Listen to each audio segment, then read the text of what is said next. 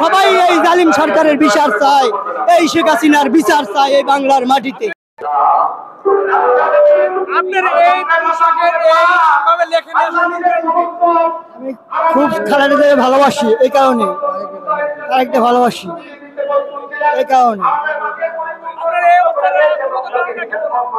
এটা প্রধান কারণ হলো যেহেতু আমরা বাংলাদেশ জাতীয়তাবাদী দল বিএনপি করি, আমাদের বিএনপির একটা কর্মী, যেহেতু আমরা এই আওয়ামী লীগ সরকারের আমলে মামলা হামলায় জর্জরিত ছিলাম।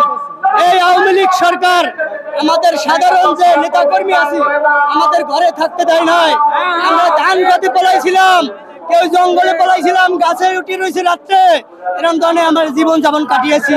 যেহেতু আমাদের নেতা কর্মী এরা এমন কোন কর্মী নাই যে মামলা হামলা জর্জরিত না আছে। এই সরকারের আমলে এই জালিম সরকারের আমরা বিচার চাই।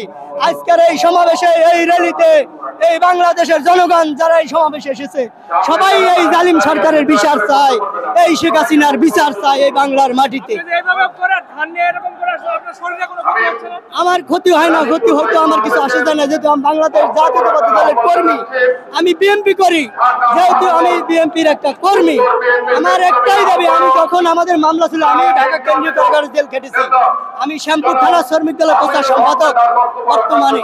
যেহেতু আমরা মামলায় জড়িত, আমি বাড়িতে গিয়েছি, বাড়িতেও থাকতে পারি নাই। এরপরে পাশের জেলায় বাকেরগঞ্জ থেকে আমি এই ঢাকা সমাবেশ করি, আসা যাওয়া করি, এবং সারা বাংলাদেশে যে কোনো জায়গায় যে কোনো বিএনপির সমাবেশ হলে আমি এই প্রোগ্রাম করি। আমার নিজের অর্থায়নে, নিজের খরচে আমি এই প্রোগ্রাম করি।